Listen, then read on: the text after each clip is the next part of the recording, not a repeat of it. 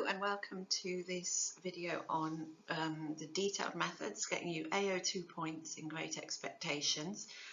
And an important structural point already is that this is the first time we see Miss Havisham in the novel, so setting up all sorts of expectations for us. Let's carry on before I talk any other rubbish. So here we go.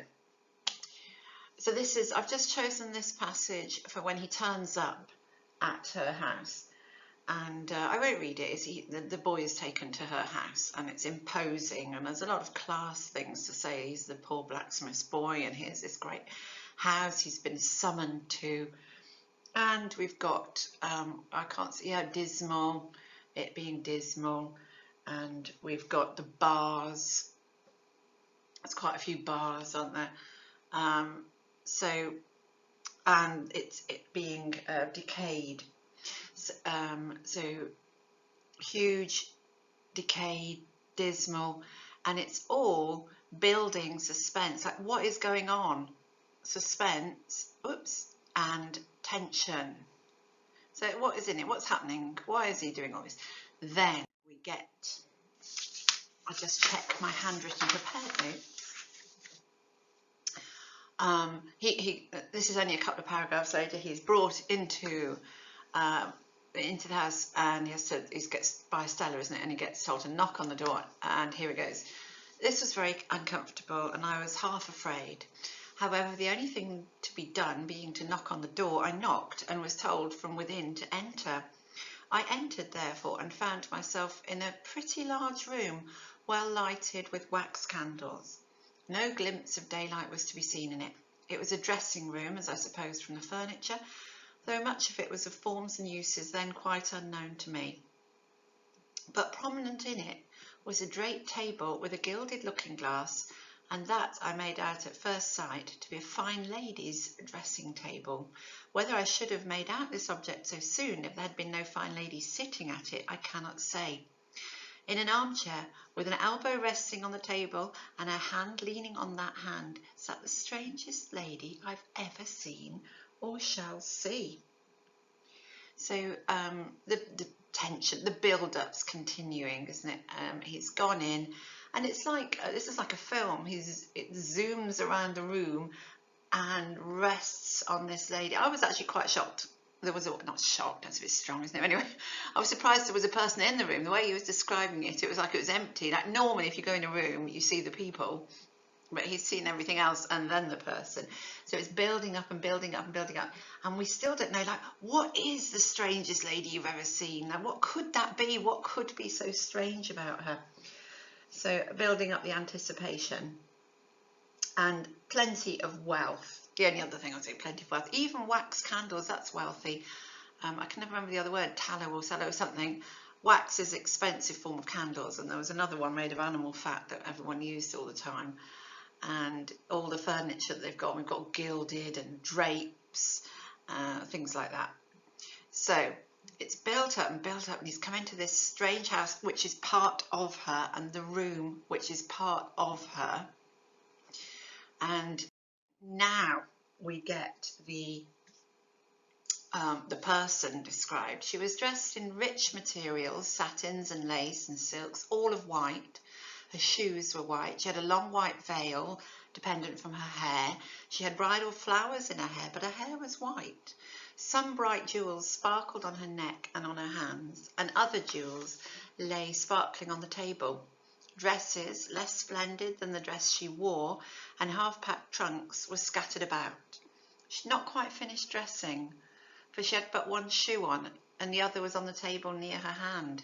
Her veil was but half arranged, her watch and chain were not put on, and some lace for her bosom lay on those trinkets, and with her handkerchief and gloves and some flowers and a prayer book, all confusedly heaped about the looking-glass. So this is our first description of her, and he's delaying the information that she has been in this state for decades. I'm not quite sure exactly how long she's been in this state, but anyway, decades. She's been like this, well, years. And we have her wealth pointed out, and the only little, her hair being white is a little bit of a thing. The rest of it, it's like she's been frozen in time, isn't it? That she's, things were scattered, half packed, like they're going to be finished, not quite finished dressing. She's got one shoe on, her veil is half on, so it looks like she's in the middle of something, and that's built up to us. And then we get the reveal. So we've had the tension, the setting, we're moving on, and now we have the kind of horror reveal, the realization. It was not in the first moments that I saw all these things, though I suppose I saw more of them in the first moments than might be supposed, but I saw that everything within my view which ought to be white had been white quite a long time ago and had lost its lustre and was faded and yellow. I saw that the bride within the bridal dress had withered like the dress and like the flowers, and had no brightness left but the brightness of her sunken eyes. I saw that the dress had been put upon the rounded figure of a young woman, and that the figure upon which it now hung loose had shrunk to skin and bone. Once I'd been taken to see some ghastly waxwork at the fair, representing I know not what impossible personage lying in state. Once I'd been taken to one of our old marsh churches to see a skeleton in the ashes of a rich dress that had been dug out of a vault under the church pavement. Now waxwork and skeletons seemed to have dark eyes that moved and looked at me. I could have cried out if I could. I should have cried out if I could. So this is the kind of horror.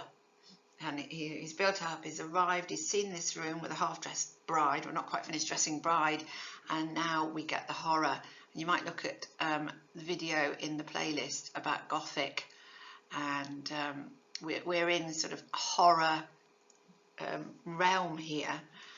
And so he's establishing this, we've got the type of the bride, but the young, virginal, hopeful, but it's all withered, and it's the kind of figure from horror that we've got here.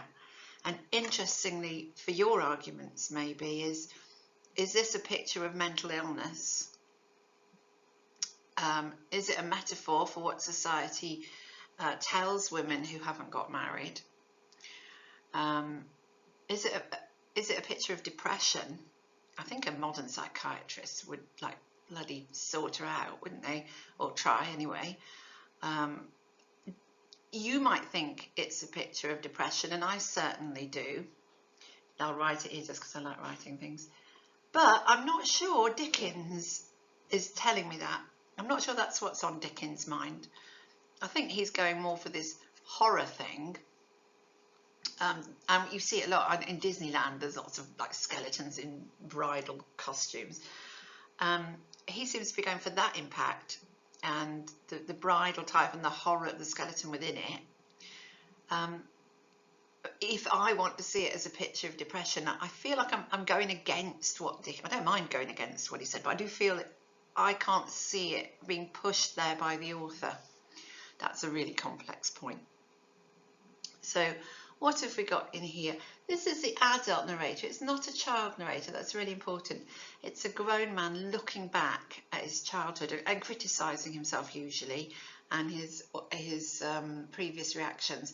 But it's all, we never get inside Mrs. Havisham. We never get her point of view about either her depression or her evil or whatever it is. So it's all from this. We've been with the boy, we've arrived at the house, we've looked at the room, and in we come.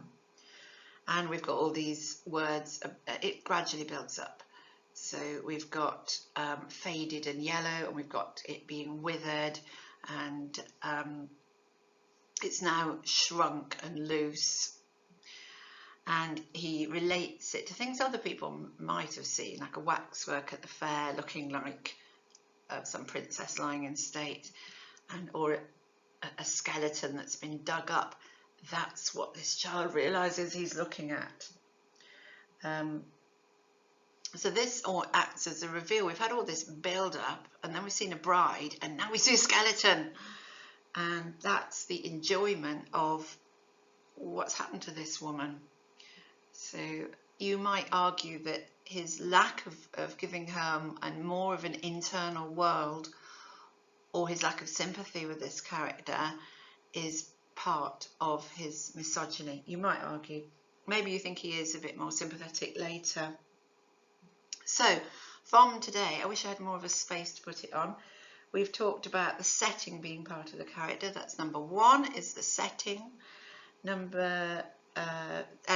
the setting about wealth and decay. We've had, number two, no, I haven't got one. We've had the delayed information. So, I'm at this house. Oh, there's a bride here. Oh, it's a skeleton bride. We've got the contrast between the bridal look and the reveal of her decay. And a lot about the narrator. It's an adult thinking about a boy, really only thinking about the boy's reactions, not thinking, oh, I wonder what she was going through now that I look back on it. Not that. It's when I was a boy, this is what I saw and this is what I thought. Kind of othering the women in the text. So I shall stop there. I hope that it's those narrative things that you've got to write about to get the full marks.